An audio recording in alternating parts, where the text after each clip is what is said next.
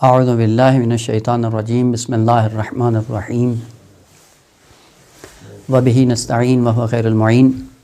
سلسلہ کلام سیرہ تربیتی انبیاء کے عنوان سے جاری تھا، اور ابھی تک ہماری گفتگو یہاں تک آ پہنچی تھی کہ دو محاذ ہیں، ایک محاذ حق اور ایک محاذ باطل۔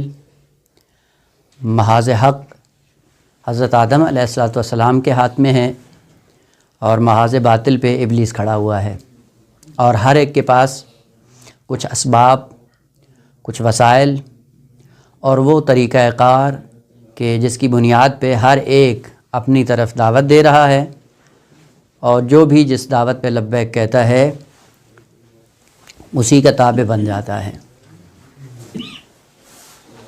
اس سے پہلے عرض ہو چکا تھا کہ حضرت آدم علیہ السلام کے پاس جو سرمایہ ہے اور جو طریقہ کار ہے وہ خالق کائنات کی طرف سے لے کر آئے، اور بشریت کو حق کا پیغام دیا، اور ان کو آہستہ آہستہ اپنے کمال کی طرف دعوت دی۔ چونکہ سلسلہ گفتگو کا پہلے سے وابستہ ہوتا ہے، یعنی ایک کڑی جو بعد والی ہے وہ پہلے سے مربوط ہوتی ہے، تو ممکن ہے کہ بیچ میں کچھ ایسی گفتگو یا کچھ ایسا سلسلہ سوالات کا شروع ہو جائے جس کی بنیاد وہ پہلی کڑی کا مفقود ہونا ہوتا ہے۔ چونکہ پہلے سے مربوط نہیں ہوتے ہیں، تو درخواست یہی ہے کہ اگر سوالات کا سلسلہ ہو تو وہ انشاءاللہ مباحثے کے بعد اگر مطرح کر دیا جائے تو زیادہ مناسب ہے۔ ایک مطلب جو پہلے عرض کیا تھا کہ شیطان نے کچھ سرمایہ مانگا خالق کائنات سے، اور پھر اس نے اپنی طرف سے یہ اعلان کیا کہ میں کیا کروں گا۔ سورہ مبارکہ اعراف آیت نمبر 17 کہ اس آیت کے ذیل میں اس نے پورا اپنا شیڈول بیان کر دیا کہ میں کیا کروں گا۔ آئے یہ ہے ثم لآتینہم من بین ایدیہم، کیا کروں گا کہ سب سے پہلے تو اس نے کہا کہ میں سب کو گمراہ کروں گا، سب کو اغوا کروں گا، اور ان کے سامنے سے آؤں گا اور ان کے پیچھے سے آؤں گا، دائیں طرف سے اور بائیں طرف سے۔ اور پھر خالق کائنات کو مخاطب کر کے کہتا ہے کہ وَلَا تَجِدُ أَكْثَرَهُمْ شَاكِرِينَ، اکثریت میرے پیچھے چلے گی، آپ کی طرف کوئی نہیں آئے گا۔ پہلا مسئلہ خود اس آیہ مجیدہ کے اندر ہے کہ یہ جو 4 جہات اس نے ذکر کی ہیں، سامنے سے، پیچھے سے، دائیں اور بائیں، آئے یہ 4 جہات جغرافیائی اعتبار سے مادی جہات ہیں اور جسمانی جہات ہیں کہ سامنے سے کبھی آئے گا، کبھی پیچھے سے آئے گا، کبھی دائیں طرف سے اور کبھی بائیں طرف سے۔ اصلاً یہ جہات مادی نہیں ہیں، بلکہ ان جہات کے پس منظر میں حقائق کچھ اور ہیں، جن حقائق کو وہ الٹا کرے گا، اور حقائق کو الٹا کرنے کے نتیجے میں انسان کو گمراہ کرے گا۔ اور وہ جس طرح ان حقائق کو الٹا کرے گا اس کا سلسلہ کیا ہے ترتیب کے ساتھ؟ پہلا کام یہ کرے گا کہ جس کو قرآن نے ذکر کیا ہے، تسویل یا زینت۔ پہلے مرحلے میں باطل کو مزین کرے گا، خوبصورت بنائے گا، اور خوبصورت بنا کر پیش کرے گا، اور یہ اس کا کام ہے۔ البتہ یہ شیطان بیرونی کا کام ہے، اور ایک شیطان ہے جو انسان کے اندر بیٹھا ہوا ہے بنام نفس، جس کو کہتے ہیں نفس مسولہ۔ یہ پہلی سیڑھی ہے انسان کے لیے گمراہی کی، کہ ہوتا یوں ہے کہ جس چیز کو آپ پیش کرنا چاہ رہے ہیں اگر آپ اس کو خوبصورت بنا کر پیش نہیں کریں گے تو کوئی بھی آپ سے اس چیز کو قبول کرنے کے لیے تیار نہیں ہوگا۔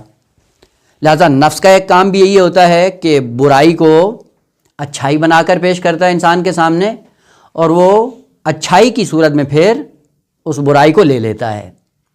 اسی کے 2 کلمے قرآن نے ذکر کیے ہیں کہ شیطان جو کام کرے گا سب سے پہلے تسویل کرے گا، یا اسی کو مزین کرے گا، زینت دے گا، یعنی باطل کے اوپر خوبصورت لباس اور لبادہ اڑا کر حق کا وہ جب انسان کے سامنے پیش کرے گا فوراً انسان لے لیتا ہے۔ ظاہر سی بات ہے جب اچھی چیز ہوتی ہے تو اچھائی کی طرف انسان بڑھتا ہے، لے لیتا ہے۔ لیکن یہ اس حد تک ہے کہ جب تسویل یا باطل کو مزین کرتا ہے تو تزیین کی صورت میں فقط وسوسہ ہے، فقط دعوت ہے۔ دعوت سے بڑھ کر شیطان کوئی کام نہیں کرتا۔ وسوسہ یعنی ایسے امور کا نفس انسانی پر ظاہر ہونا جس کا منبع پیچھے شیطان ہو، اور یہ دو کلمے آپ قرآن میں پڑھتے رہتے ہیں، ایک ہے وسواس اور دوسرا ہے الہام۔ الہام اور وسواس دونوں کیا چیزیں ہیں؟ دونوں مادی چیزیں نہیں ہیں، دونوں امر معنوی ہیں، دونوں امور باطنی ہیں، لیکن ایک کا منبع ابلیس ہے اور دوسرے کا منبع خالق کائنات ہیں، ملائکہ ہیں یا انبیاء ہیں۔ بس وہ امور باطنی جو صفحہ نفس انسانی پر ظاہر ہوتے ہیں وہ دو طرح سے ہیں، اگر شیطان کی طرف سے آ رہے ہوں وہ وسوسہ ہے، اور اگر خالق کائنات اور ملائکہ کی طرف سے آ رہا ہو وہ الہام ہے۔ اور انسان کے پاس ایک قوت ہونی چاہیے جس سے وہ تشخیص دے سکے کہ یہ چیز جو میرے نفس پہ ظاہر ہو رہی ہے یہ الہام ہے یا وسوسہ ہے۔ اگر قوت تشخیص نہ ہوئی تو چہ بسا یہ انسان وسوسے کو الہام سمجھ بیٹھے اور الہام کو وسوسہ سمجھ بیٹھے۔ اس لیے آپ جا کر دیکھیں، اب یہ ایک پورا باب ہے طول تاریخ میں، بعض وہ صوفی جو اہل بیت اطہار کے ساتھ طول تاریخ میں ٹکراتے رہے اور چہ بسا کہ انہوں نے کتابوں کی کتابیں بھر دیں اور کہا کہ یہ کیا ہیں؟ الہامات ہیں خدائی جو ہم پر نازل ہوئے ہیں اور ہم نے ان کو کتابی شکل دے کر معاشرے کے اندر رائج کر دیا ہے۔ لہذا ہمارے پاس ایک ایسی قوت ہونی چاہیے جس قوت کے ذریعے ہم تشخیص دے سکیں کہ یہی امور باطنیہ جو بار بار صفحہ نفس پہ ظاہر ہو رہے ہیں یہ ابلیس کی طرف سے ہیں یا خالق کی طرف سے ہیں۔ جب تک وہ قوت تشخیص نہیں ہوگی انسان کبھی بھی صراط مستقیم پہ نہیں آ پائے گا۔ خوب عرض کرنا یہ تھا کہ یہ وسواس کی حد تک، دعوت کی حد تک ابلیس کی طرف سے یہ مسائل یعنی باطل کو خوبصورت لباس پہنا کر انسان کے سامنے پیش کیا جاتا ہے۔ اور ہوتا یہ ہے کہ جب یہ مسئلہ تسویل اور زینت سے بڑھ جاتا ہے، پہلے وہ خوبصورت بناتا ہے، خوبصورت بنانے کے بعد انسان کو پیش کرتا ہے، انسان کو پیش کرنے کے بعد دوسرا مرحلہ آتا ہے امنیت کا۔ کلمہ امنیت جس کی جمع امانی ہے، اس کا معنی ہوتا ہے آرزو، جس کو طول عمل بھی روایات میں کہا گیا ہے۔ آرزویں، لمبی لمبی آرزویں۔ یہ لمبی آرزویں کہاں سے وجود میں آتی ہیں؟ یہ تسویل اور تزیین سے وجود میں آتی ہیں۔ دیکھیں ہوتا ہے دنیا میں بھی یہ ہوتا ہے کہ اگر کوئی چیز مقدس آپ انسان کو دکھا دیں یا جس چیز کی انسان کو طلب ہوتی ہے وہ دکھا دیں اور اس کے پاس نہ ہو تو اس کا فائدہ کیا ہوتا ہے دکھانے کا؟ کہ اس انسان کے اندر ایک تڑپ اور طلب پیدا ہو جاتی ہے کہ کبھی کبھی اس کی طرف مقدمات فراہم کرتا ہے اور اس کو حاصل کرنے کی کوشش کرتا ہے۔ شیطان جو پہلے مرحلے میں کام کرتا ہے وہ یہ ہے کہ باطل کو زینت دے کر، باطل کو تسویل بنا کر، باطل کے اوپر حق کا لباس چڑھا کر انسان کے سامنے پیش کرتا ہے۔ پہلا مرحلہ یہ جب پیش کرتا ہے اس کے بعد انسان کے اندر ایک آرزو پیدا ہو جاتی ہے اس کے حصول کی۔ اب اس کے حصول کے در پہ آ جاتا ہے کہ اس کو حاصل کرنا ہے، مجھے لینا ہے۔ اب اس کے حصول کے لیے پھر کیا کرتا ہے؟ مقدمات فراہم کرتا ہے۔ مقدمات فراہم کرنے کے بعد اس چیز کے حصول کے لیے صبح و شام ایک کر دیتا ہے۔ یہ وہ آخری دام ہوتا ہے انسان کا آرزو کے بعد۔ اب یہ انسان جو تسویل کے بعد امانی کا شکار ہو جاتا ہے، اس کے بعد یہ انسان مامور بن جاتا ہے ابلیس کا۔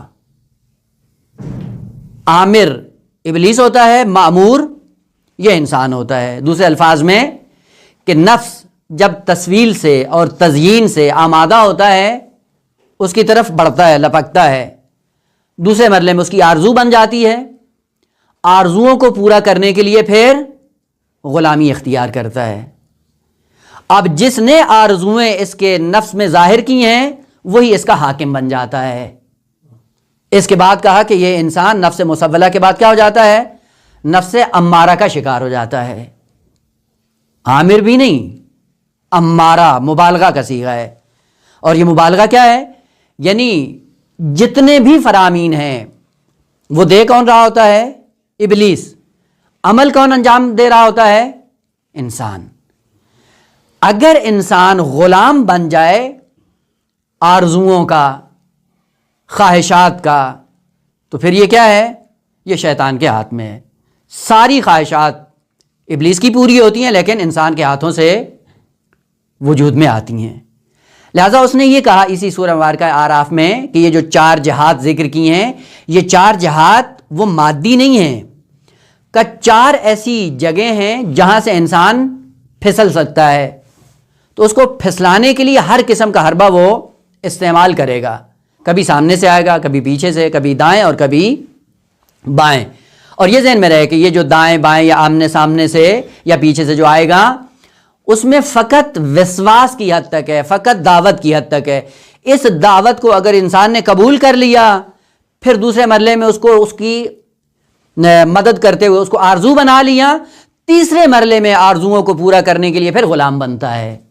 بس یوں نہیں ہوتا ہے کہ شیطان پہلے دن سے اپنا پھندا لے کے آئے اور انسان کی گردن میں ڈال دے اور اس کو جہاں چاہے کھینچ کر لے جائے. نہ، ایسا نہیں ہوتا ہے.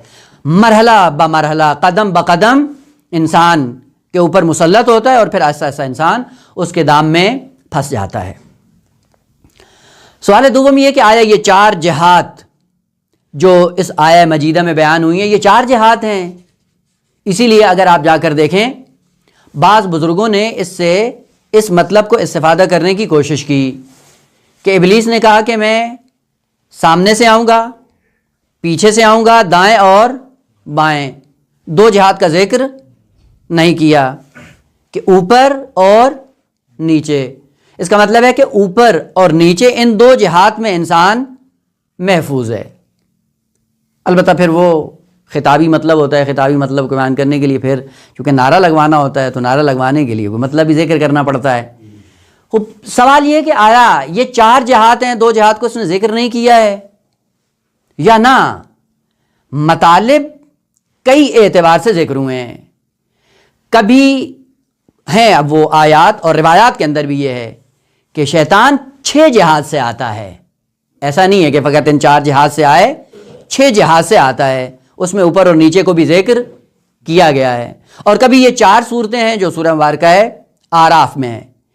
اور نہج البلاغہ میں اگر جا کر آپ پڑھیں تو ان 4 جہات کو 2 جہات میں تبدیل کر دیا گیا ہے.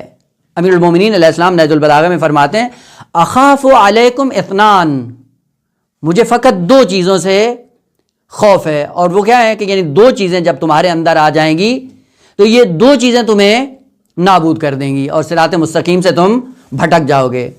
وہ کیا ہے اثنان؟ اتباع الہوی و طول العمل، خواہشات کی پیروی اور لمبی آرزویں. یہ 2 چیزیں ہیں جن کا انسان جب شکار ہوتا ہے تو صراط مستقیم سے ہٹ جاتا ہے. اور ان 2 کو بھی خلاصہ کر کے خالق کائنات نے ایک میں بیان کیا ہے. یعنی سب کی جڑ اور ام الفساد جو انسان کی ضلالت، گمراہی اور نابودی کے لیے کافی ہے وہ کیا ہے؟ فقط ہوائے نفس، خواہشات. افرأیت من اتخذ الہہ ہواہ، پس رکن رکین گمراہی کے لیے ایک ہی جنبہ ہے اور وہ کیا ہے؟ خواہشات کی پیروی. خواہشات کی پیروی سے کیا وجود میں آتا ہے؟ طول عمل. طول عمل کو محقق کرنے کے لیے پھر انسان 4 جہات میں یچے بسا 6 جہات میں جا کر ہاتھ پاؤں مارتا ہے اور ان کے حصول کے لیے پھر ہر جہت سے اپنے آپ کو ذلیل کرنے کی کوشش کرتا ہے. بس یوں نہیں ہے کہ یہ 4 جہات ہیں اور 4 جہات تعینی ہیں، نہ، 6 ہیں. 6 کو 4 میں خلاصہ کیا، 4 کو 2 میں اور 2 کو 1 میں. پس رکن رکین گمراہی کے لیے کیا چیز ہے؟ ایک ہی چیز ہے. اور اس ایک چیز کو ابلیس نے ذکر کیا البتہ تفصیل کے ساتھ. اب وہ ہیں کیا؟ پہلے کہا کہ میں سامنے سے آؤں گا. خود سامنے سے مراد کیا ہے؟ چونکہ عرض کیا تھا اس سے پہلے والے جلسے میں کہ انسان کو جو دنیا میں رکھا گیا ہے تو دنیا میں رکھا گیا ہے، دنیا کے لیے نہیں آیا ہے. خوب جب دنیا میں رکھا گیا ہے تو اس کے سامنے کوئی ہدف اور مقصد ہے یا نہیں ہے؟ جہاں پہ اس کو جانا ہے، جہاں پہ اس کو جانا ہے، جو اس کے سامنے ہے، جو اس کے بعد میں ہے، جہاں کے لیے یہ خلق ہوا ہے، خوب اگر اس کے بارے میں اس کا عقیدہ نہیں ہوگا یا اس کے بارے میں یہ انسان متزلزل ہو جائے گا تو یہ انسان حرکت میں رہے گا لیکن بے مقصد حرکت. آپ دیکھتے ہیں بعض ایسے لوگ ہیں جو کام بہت کرتے ہیں لیکن کام کا کوئی ہدف اور مقصد نہیں ہوتا ہے، لہذا پوری زندگی عاطل اور باطل گزار دیتے ہیں بغیر مقصد کے، بغیر ہدف کے. خوب شیطان نے کہا جو تمہارے سامنے والی حقیقت ہے وہ کیا ہے؟ معاد، قیامت. میں کیا کروں گا؟ میں سامنے سے آؤں گا، یعنی میں ایسا کام کروں گا یا تو آپ کو معاد کا منکر بنا دوں گا کہ اصلاً کوئی قیامت کا تصور ہی نہیں ہے. یہ کیسے ممکن ہے کہ ہم مٹی میں تبدیل ہو جائیں، نابود ہو جائیں، ختم ہو جائیں اور پھر دوبارہ زندہ ہوں؟ یہ کیا ہے؟ یہ القاعات شیطانی ہیں، یعنی یہ وہ چیزیں ہیں جو ہیں شیطان کی. بولتا کون ہے؟ انسان. اس کا مطلب ہے کہ یہ انسان غلام بن چکا ہے شیطان کے ہاتھوں اور شیطان اپنی بات اس کے منہ سے اگلوا رہا ہے. اور وہ کیا ہے؟ کہ قیامت کا انکار کر دو. اچھا، بعض لوگ ہیں جو ذرا مضبوط ہوتے ہیں، قیامت کے بارے میں عقیدہ رکھتے ہیں اور اقرار بھی کرتے ہیں، لیکن یہ اب دوسرے مرحلے میں آ کر کیا کرتا ہے؟ وہ قیامت کا تو انکار نہیں کرتے ہیں، اس قیامت کے عقیدے میں سستی اور تذبذب اور تزلزل پیدا کر دیتا ہے. اور وہ کیا ہے؟ اور چہ بسا کہ ہم اپنی زبانوں پہ یہ کلمات رائج ہیں اور ہم کرتے بھی ہیں، استعمال بھی کرتے ہیں ان کو، اور واقعاً ان کی طرف توجہ رہنی چاہیے انسان کی. اور وہ کیا ہوتا ہے؟ دیکھا جائے گا خدا غفور الرحیم ہے مگر خدا کریم نہیں ہے. خدا بخش دے گا، جب خدا بخش دے گا تو اب مجھے اتنی احتیاط کرنے کی ضرورت نہیں ہے یا نہیں ہے؟ لوگوں کے ذہنوں میں ہوتا ہے نا. یہ کیا ہے؟ یہ دوسرا القاء شیطانی ہے کہ عقیدہ معاد کو اتنا کم رنگ کر دو اس کے سامنے کہ اس کے سامنے حق اور باطل کی تمیز ختم ہو جائے، گناہ اور اطاعت کا فرق ختم ہو جائے، حلال حرام کی تمیز اس سے ختم ہو جائے. اور ہم کرتے بھی ہیں یہ کام بڑی یعنی واقعاً افسوس کے ساتھ کہ یہ حقیقت ایسی ہے، تلخ ہے لیکن ہے، ہمارے اندر موجود ہے. جب بھی کوئی آتا ہے، جب کوئی کر بھی رہا ہوتا ہے، تھوڑی سی احتیاط بھی کرے تو کہتے ہیں یار خدا کریم نہیں ہے، مگر اتنا کیوں اپنے آپ کو تھکاتے ہو؟ ان چھوٹی چھوٹی چیزوں کو خدا پوچھے گا. وہ سوال یہ کہ خدا کے پوچھنے کا انداز یہ نہیں ہوگا کہ آپ نے یہ کھایا یا یہ پیا یا یہ نہیں کیا، نہ، وہاں پہ سوال و جواب کی حقیقت کچھ اور ہے. وہ ہمیں سمجھانے کے لیے لفظ سوال و جواب بتایا گیا ہے، وَإِلَّا اصل خالق کائنات کو پوچھنے کی ضرورت نہیں ہے. جب ایک حقیقت مجسم ہمارے سامنے کھڑی ہوگی پوچھنے کی ضرورت ہے. مثلا فرض کریں ایک چور ہے جس نے ایک عمل کبھی انجام دیا ہے اور ساتھ میں جس چیز کو اس نے چرایا ہے وہ بھی برآمد ہو کے اس کے سامنے رکھ دیا جائے، اب سوال کرنے کی ضرورت ہے؟ خود معاد اور قیامت وہ عالم تکوینی ہے جہاں پہ سارے اعتبارات حقائق کا جامہ پہن کر، حقیقت کا لباس پہن کر انسان کے سامنے موجود ہوں گے. وہاں پہ سوال و جواب کی ضرورت ہی نہیں ہے، صرف اس انسان کو آگاہ کرنے کے لیے کہ ایک زمانہ آنے والا ہے جہاں پہ جب پہنچیں گے تو یہ سارے حقائق آپ کے سامنے بالکل 2 اور 2 4 کی طرح واضح اور عیاں ہو جائیں گے. پس شیطان کیا کرے گا؟ سامنے سے آئے گا، اور سامنے سے مراد یعنی وہ جس مقصد کے لیے تمہیں خلق کیا گیا ہے اس مقصد سے یا آپ کو اس حد تک لے جائے گا کہ آپ اس کی تکذیب کر دیں، یا اگر تکذیب نہ کریں تو اس عقیدے کو اتنا سست بنا دے گا کہ انسان اپنے عقائد کی دنیا میں عقیدے کی بنیاد پہ آ کر باطل کو اپنے گلے سے لگا لے گا. اور قرآن کی آیت ہے کہ جب قیامت میں پہنچے گا یہ انسان تو سوال کیا جائے گا کہ ما غرک بربک الکریم، کس چیز نے تجھے رب کریم کے بارے میں دھوکے میں رکھا؟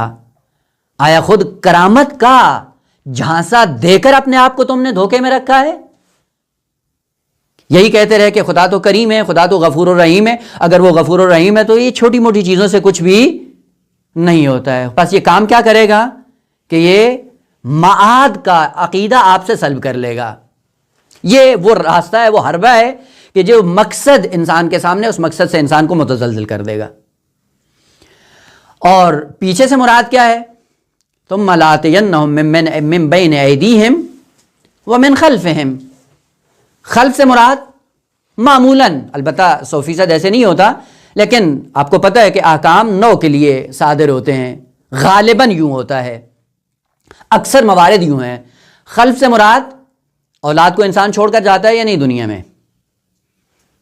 اولاد خلف بنتی ہے انسان کے لیے، البتہ کبھی خلف صالح ہے اور کبھی خلف طالح ہے. حکم ہے اس کے ذریعے آ کر آپ کو بہکاؤں گا. وہ کس طرح سے ہوتا ہے؟ عموماً کہ یار یہ بیوی بچے ہیں، ان کی ذمہ داری تم پر ہے، دین کا ٹھیکہ تم نے کیا لیا ہوا ہے؟ وہ دین جس کا ہے وہ خود اس کی مدد کرے گا، تمہیں کیا پڑی ہوئی ہے؟ خود دین کے راستے میں جاتے ہو، جہاد کرتے ہو، قتال کرتے ہو اور جنگ و جدال کرتے ہو، دن رات اپنے آپ کو تھکاتے رہتے ہو. تمہاری ذمہ داری یہ نہیں ہے کہ یہ جو بچے تمہیں خدا نے دیے ہیں، یہ بیوی جو تو اپنے گھر میں لائے ہو، ان بیوی بچوں کی ذمہ داری کون سنبھالے گا؟ بیوی بچوں کی ظاہر سی بات ہے، انسان کا تعلق بھی ہوتا ہے، رابطہ بھی ہے، لگاؤ بھی ہے. اس محبت کا جھانسا دے کر اس انسان کو کہتا ہے کہ تمہیں کیا پڑی ہے دین کی. اور کہتے بھی ہیں ہم چہ بسا کہ ہم بھائی ہماری پہلی ذمہ داری ہے کہ ہم بیوی بچوں کو سنبھالیں، اس کے بعد اگر کوئی ٹائم بچے گا تو دین کو دیں گے. بھائی یہ ہماری ذمہ داری ہی نہیں ہے. آغا بیوی بچے دین کے سائے میں ہیں، اگر دین ہے تو یہ ہیں، اور اگر دین نہیں ہے تو ان کی حیثیت بھی نہیں. مگر حضرت ابراہیم علیہ السلام کو پتہ نہیں تھا کہ میرے بیوی بچے ہیں اور دین کا سلسلہ الگ ہے، دین خدا سنبھالے گا. خوب وادی غیر ذی زر میں معصوم بچے کو بھی چھوڑ دیا، بیوی کو بھی چھوڑ کے اکیلے چلے گئے. خوب ان کو نہیں پتا تھا کہ میری ذمہ داری یہ ہے کہ بیوی بچوں کو سنبھالنا ہے. بیوی بچوں، یہ دین کا پیغام تھا جو جناب ابراہیم علیہ السلام نے دیا کہ پہلے مرحلے میں دین ہے، دین کے سائے میں بیوی بچے ہیں.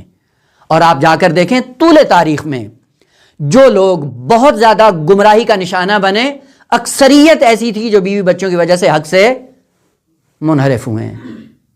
یہ زبیر تاریخ کا وہ برجستہ نمونہ ہے کہ اپنی اولاد کی وجہ سے اہل بیت سے دور ہوا ہے.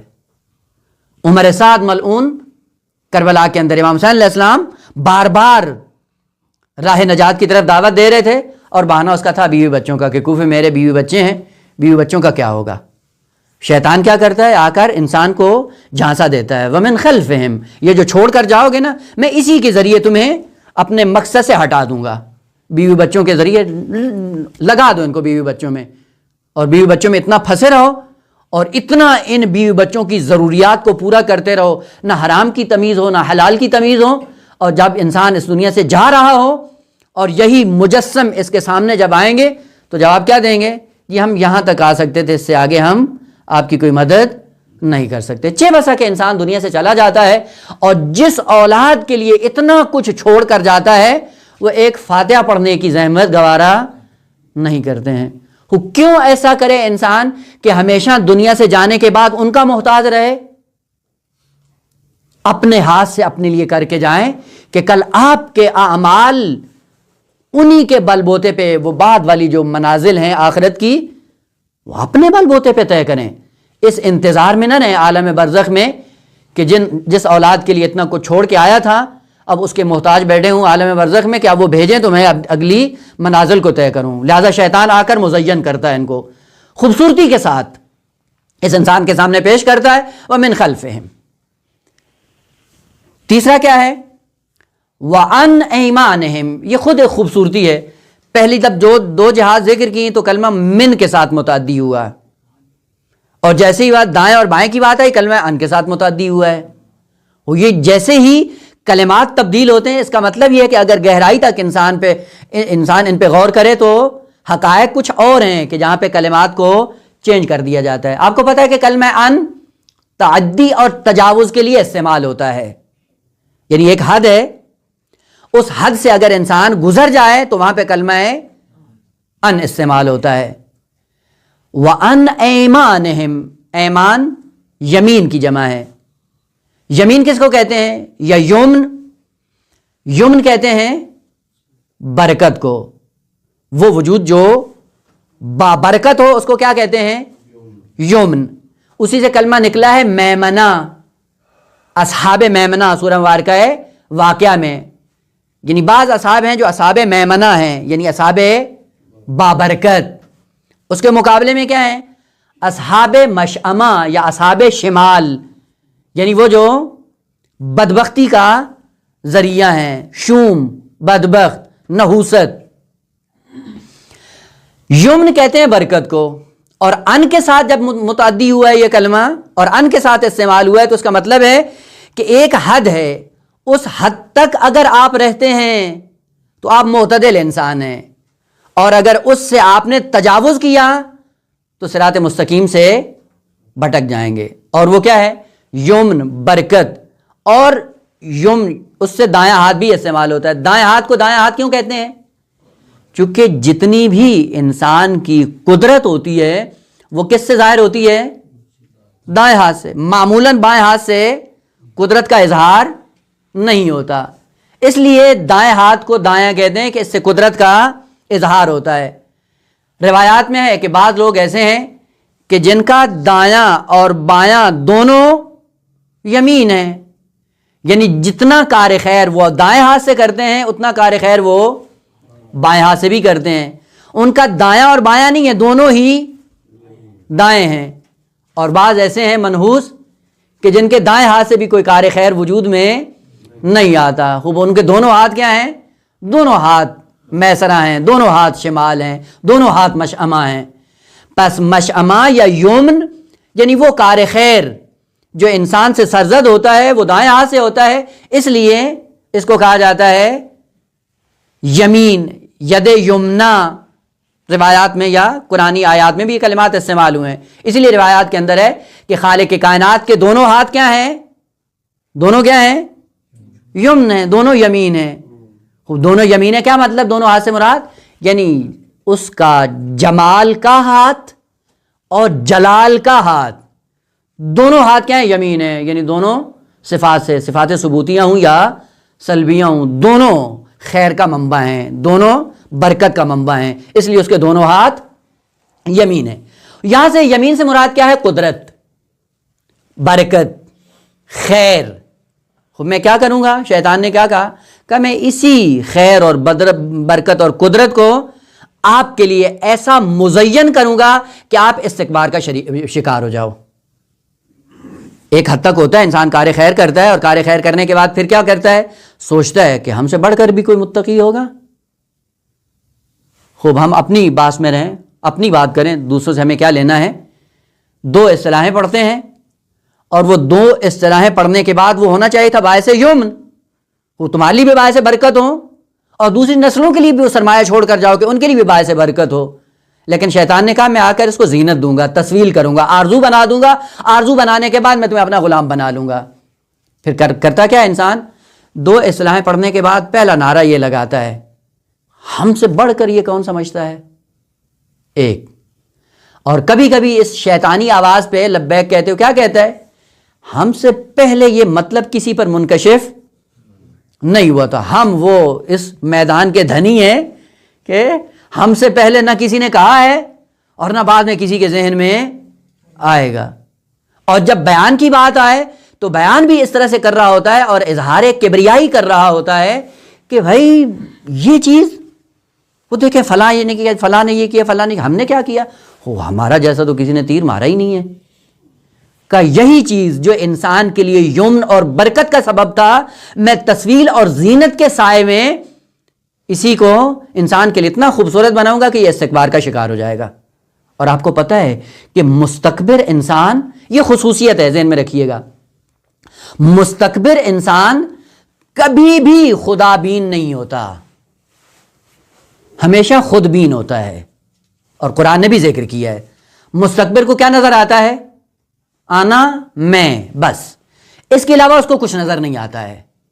خوب علامت ہم مستکبر ہیں یا نہیں ہیں کہ جو ہمارے پاس ہے اس کے سائے میں اپنے آپ کا امتحان لینا شروع کر دیں۔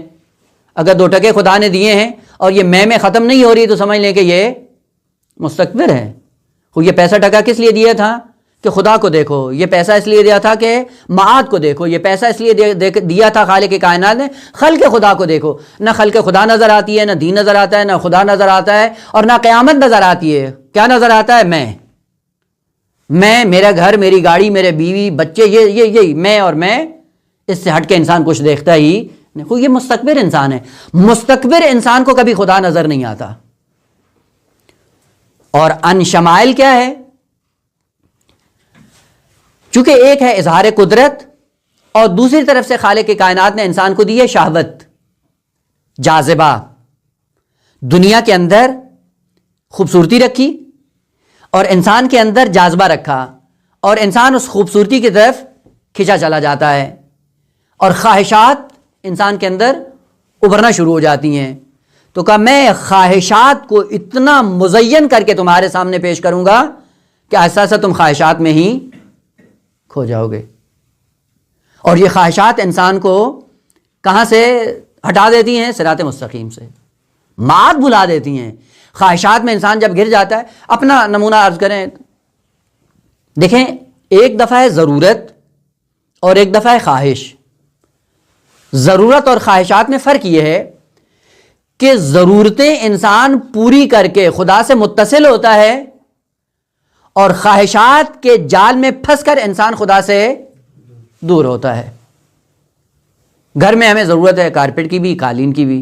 خوب اگر قالین ضرورت ہے تو قالین کے آنے کے بعد انسان کے تقوی میں اضافہ ہونا چاہیے، عبادت اور اطاعت میں اضافہ ہونا چاہیے.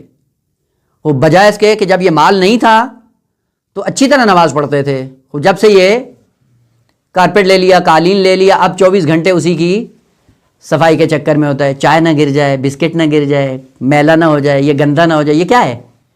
یہ شیطان نے پھنسا دیا ہے کہ ضرورت سے بڑھ کر تمہاری خواہش بنا دیا ہے، اور خواہشات کا جو اسیر ہوتا ہے وہ خدا فراموش ہو جاتا ہے، معاد کو بھول جاتا ہے. تو شیطان نے کہا کہ یاد رکھو، اور عجیب بات اس نے پہلے بتا دیا ہے کہ میں یہ کام کروں گا، اور کرنے کے اعلان کرنے کے بعد جب کرتا ہے اس کے باوجود انسان متوجہ نہیں ہوتا کہ میں کیا کر رہا ہوں. کہ میں خواہشات کو اتنا مزین کروں گا تمہاری زندگی میں کہ تم خواہشات میں اتنا گھر جاؤ گے کہ نہ تمہیں خدا یاد رہے گا، نہ تمہیں اہل بیت یاد رہیں گی، نہ تمہیں دین یاد رہے گا، نہ تمہیں خلق خدا یاد رہے گی. مگر یہ کتنی ضروریات ہیں. اگر ضروریات کو پورا کرنا ہوتا تو ضروریات تو بڑی آسان ہیں، مختصر سی ہیں، پوری ہو جاتی ہیں. یہ دن بدن جو مال جمع کیے جا رہے ہیں اور انبار لگائے جا رہے ہیں، یہ ضرورت کی بنیاد پہ اکٹھا کر رہے ہیں، یہ خواہشات کی بنیاد پہ اکٹھا ہو رہا ہے. اور خواہشات میں جب انسان گھر جاتا ہے تو پھر انسان ابلیس کا غلام بن جاتا ہے. اب پھر ابلیس اپنا حکم دیتا ہے، یہ اس کی تعمیل کرتا ہے. وہ یہاں پہ کہا کہ دو جہاد کو اس نے ذکر نہیں کیا، تو چونکہ دو جہاد کو ذکر نہیں کیا، اوپر اور نیچے کا راستہ الگ ہے. یعنی کیا مطلب؟ کہ دو راستے خدا نے تمہارے لیے آزاد رکھے ہیں کہ جہاں پہ شیطان کی دسترس نہیں ہے. پھر وہ نقطہ بھی لگاتے ہیں، ایک کیا ہے؟ اوپر دعا کا راستہ ہے، نیچے سجدے کا راستہ ہے. کہ سجدے اور دعا سے انسان محفوظ رہتا ہے. لیکن اس نے کیا کہا؟ کہ میں تمہارے سجدوں میں بھی آ کے شریک ہو جاؤں گا، اور میں تمہاری دعاؤں میں بھی آ کے شریک ہو جاؤں گا. دیکھیں ایک تھوڑا سا ظریف نقطہ ہے. وہ دعا جو اوپر والی جہت ہے، کہ یہ دعا کا ہے، یہیں سے پتہ چلتا ہے کہ ہمارا عقیدہ توحید کس حد تک بلند ہے. یعنی گویا کہ ہم نے بھی خدا کو اوپر ہی فرض کیا ہوا ہے. وہ کہا کہ اوپر دعا کرو گے تو اوپر خدا ہے، نیچے سجدہ کرو گے تو سجدے میں بھی آپ کو مشکل پیش نہیں آئے گی. خوب ہم نے پہلے سے خدا کو معین کر دیا کہ وہ اوپر بیٹھا ہے، بقیہ جہاں سے خدا کا کوئی سروکار نہیں ہے. یہ کون سا عقیدہ ہے کہ خدا کو محدود کر کے فقط جہت فوقانی میں اور اپنے آپ کو محفوظ کرتے ہو؟ مگر کتنی ایسی دعائیں ہیں انسان کی کہ جن دعاؤں میں ابلیس 100% ہمیں نظر آتا ہے. کتنی ہماری دعائیں ہیں. کبھی کسی کی نابودی کے لیے دعا کرتے ہیں، یہ کون کروا رہا ہے؟ خدا کروا رہا ہے، اہل بیت کروا رہے ہیں. وہ اہل بیت کی سیرت تو یہ تھی کہ جس نے جتنا ظلم کیا پلٹ کر اہل بیت نے ان کی ہدایت کی دعا کی ہے. بات آ گئی چھوٹا سا یہیں پہ، فقط اس توجہ کو مبذول کرانے کے لیے اور اپنے اندر وہ انگیزہ پیدا کرنے کے لیے. مقتل کی کتابوں میں ہے کہ امام حسین علیہ الصلوۃ والسلام نے آخری مرحلے میں، بالکل وہ آخری لمحات شہادت سے پہلے، اور وہ جو ملعون سینہ مبارک امام حسین علیہ السلام پہ بیٹھا ہوا تھا، امام حسین علیہ السلام نے خواہش کی، کہا کہ مجھے پانی پلا دو، شمر سے کہا مجھے پانی پلا دیں۔ علماء نے جب یہ جملہ پڑھا تو ان سے ہضم نہیں ہوا، کہا یہ کیسے ممکن ہے کہ ایک کریم ابن کریم، ایک لئیم ابن لئیم سے، اور وہ بھی آخری مرحلے میں کہ جب اللہ سے ملنے کا وقت قریب ہے اس وقت پانی مانگ رہے ہیں۔ جب حل نہیں ہوا، وہ بعض بزرگان آئے، انہوں نے دوسری روایات جب اٹھا کر دیکھی، وہ ان روایات کے سہارے سے اس مطلب کو حل کیا اور کہا کہ بھلے وہ جو پوری امت کا باپ بن کر آتا ہے اور پوری بشریت کی نجات کے لیے ہادی بن کر آتا ہے، اس کے احساسات کچھ اور ہوتے ہیں، ہمارے احساسات کچھ اور ہیں۔ اپنا دشمن جو سینے پہ بیٹھا ہے، گلا کاٹ رہا ہے، اور اس کی نسبت جو امام حسین علیہ السلام کی نظر ہے، سوچ ہے، وہ کیا ہے؟ پانی کی ضرورت نہیں تھی، کہا اس پانی کے بہانے یہ ملعون چلا جائے اور میں خالق حقیقی سے جا ملوں، قتل مباشرت میں اس کا ہاتھ نہ ہو، کل کو خدا نے اگر اس کو توفیق دی تو راہ راست پہ آ جائے۔ کون سوچتا ہے؟ ہاں، یہ سوچ کہاں سے آتی ہے؟ ہماری دعائیں ایسی ہوتی ہیں کہ ہم دعائیں کریں، خوب جس نے ہم پہ تھوڑا سا ظلم کیا ہو، کبھی اس کے لیے دعا نکلتی ہے ہمارے منہ سے؟ بس دعاؤں کے ذریعے بھی وہ آ کے انسان کو جھانسا دے سکتا ہے۔ کتنے ایسے لوگ ہیں جن کو سجدوں کے ذریعے اس نے بہکایا ہے۔ بس کوئی جہت محفوظ نہیں ہے، فقط ایک ہی جہت محفوظ ہے، اور وہ یہ ہے کہ ان تمام جہات میں جب بھی وہ بہکانے کے لیے آئے، آپ کا رابطہ خدا سے مستحکم ہونا چاہیے۔ اگر رابطہ خدا سے مستحکم ہوا تو محفوظ ہو جائیں گے۔ اسی لیے جب اس نے سرمایہ مانگا تو کیا کہا ہے ذہن میں نا؟ کیا کہا خالق کائنات کی بارگاہ میں کہ مجھے ایسی چیز عطا کر کہ میں نسل انسانی کو دیکھتا رہوں اور نسل انسانی مجھے نہ دیکھ سکے۔ خوب، اگر یہ حربہ اس کے پاس ہے اور ادھر یہ جو بشریت منزل کمال کی طرف جانا چاہتی ہے، اگر اس کے پاس یہ حربہ نہ ہوا تو یہ جنگ مساوی ہے یا نہ عادلانہ ہے؟ نہ عادلانہ ہے۔ خوب، اس جنگ کو مساوی کرنے کے لیے کیا کرو؟ خداوند عالم نے کہا کہ اگر وہ ایسا ہے کہ جو تمہیں نظر نہیں آتا تو تم بھی ایک ایسی ذات سے وابستہ ہو جاؤ کہ وہ ذات اس کو دیکھ رہی ہو اور یہ اس کو نہ دیکھ رہا ہو۔ اور وہ کون ذات ہے؟ خدا کی ذات ہے۔ خدا ان کو، ابلیس کو دیکھتا ہے، لیکن ابلیس خدا کو کیوں نہیں دیکھتا ہے؟ اس لیے کہ یہ مستکبر ہے، اور ابھی عرض کیا ہے کہ مستکبر کو کبھی خدا نظر نہیں آتا ہے۔ خوب، ایسی ذات سے وابستہ ہو جو تمہاری دلسوز بھی ہو اور جس نے تمہاری ہدایت کے لیے انتظام بھی کیا ہے۔ اور وہ انتظام کیا کیا ہے؟ کہا کہ اگر اتنی 6 جہات سے تم محفوظ نہیں ہو، اگر غیر محفوظ ہو، تو تمہارے لیے خالق کائنات نے کوئی انتظام کیا یا نہیں کیا؟ جہاں پہ آ جاؤ اور اپنے آپ کو محفوظ کر لو، کیا یا نہیں کیا ہے؟ انتظام کیا خالق کائنات نے۔ اور وہ 2 انتظام ہیں خالق کائنات نے کی، ایک قلعہ توحید اور دوسرا قلعہ ولایت۔ نیشاپور کی طرف، نیشاپور سے جب جا رہے تھے امام رضا علیہ السلام، وہ روایت سلسلۃ الذہب، کیا فرمایا؟ کلمۃ لا الہ الا اللہ حصنی فمن دخل حصنی امن من عذابی۔ دوسری حدیث، ولایت علی ابن ابی طالب حصنی فمن دخل حصنی امن من عذابی۔ جو 6 جہاز سے تم پہ حملہ ور ہوتا ہے، تمہیں کوئی پناہ گاہ چاہیے یا نہیں چاہیے؟ پناہ گاہ فراہم کی ہے خدا نے۔ وہ پناہ گاہ کیا ہے؟ ایک کا نام ہے توحید، اس توحید پناہ گاہ کا دروازہ ہے ولایت امیر المومنین۔ خود ولایت امیر المومنین میں جب آؤ گے، ان 6 جہاز سے محفوظ ہو جاؤ گے، اور یہ باب بنے گا قلعہ توحید کا۔ اس قلعہ توحید کے اندر آؤ۔ البتہ قلعہ توحید میں آنے کے لیے کیا ہے؟ ورد کافی نہیں ہے، چونکہ ہم نے پورا دین وردی بنا دیا ہے۔